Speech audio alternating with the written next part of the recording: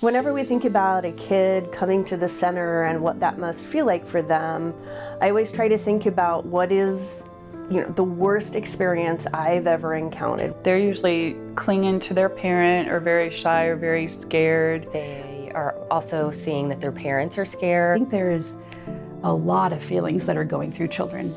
The personal feelings of guilt and shame, embarrassment, is this my fault? Sometimes we'll see families standing outside the door and you'll see children that are reluctant to come in. But I think that goes away pretty quickly when they come in. We just are very child-friendly. Looks like grandma's house when you pull up to the curb. Murals on the wall, a variety of toys, books, activities for children of all ages. Sometimes they come in and kids will be like, "Oh, it's like Christmas," because the toys, that are in there. Because we always go back to, why is the kid here?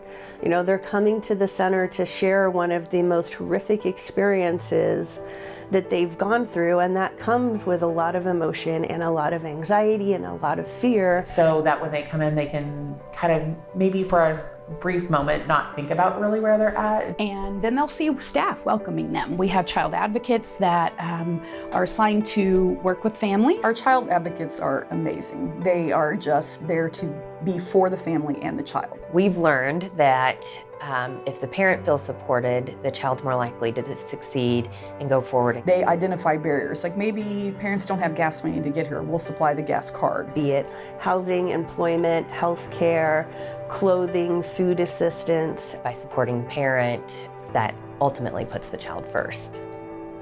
The next stop would be the interview room. Our forensic interviewer rooms are set up to be more neutral. The goal of the interview is to gather information from the child in a way that is, it's just not scary. We don't want it to be scary for kids. And also bringing all of the people who need the information to a central location. We have a separate room where the team can be, those that are involved in investigations. We are not child investigators. So that investigators are present and viewing that interview through cameras and in an observation room.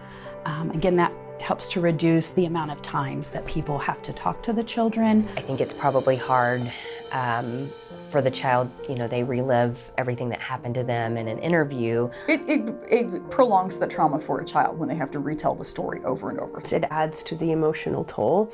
It re-victimizes them over and over again. It can give a child the sense that maybe they're not being believed, or maybe something I'm saying isn't right. It's in the child's best interest for that to be limited so that they can really focus on healing.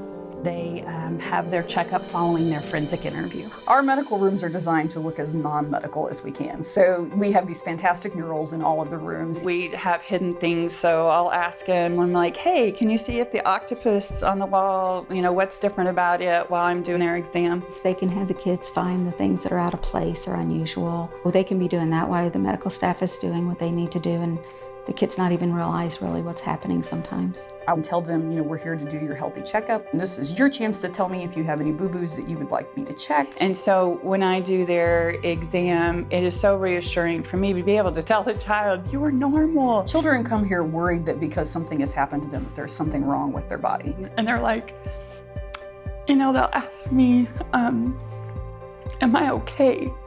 And if I can sit there and tell them, you are fine, you are normal, you are awesome, the relief on there, that healing starts, that process. I think just the validation that despite what happened to me, this woman is telling me that I look totally normal.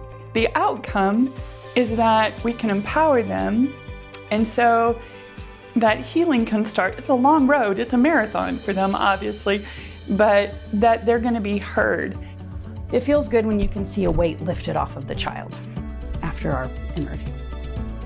Where does the child go where they can feel safe and they can tell someone all their truth? To have somebody that's in their corner. It's like once you know, you have to do something, like you can't just not. And so I just don't know how you walk away from that. How do you, when you have the opportunity and you're put in a position to be able to do something and to help a child, I don't know how you stop doing that. Because every child deserves to grow up feeling loved and safe and supported.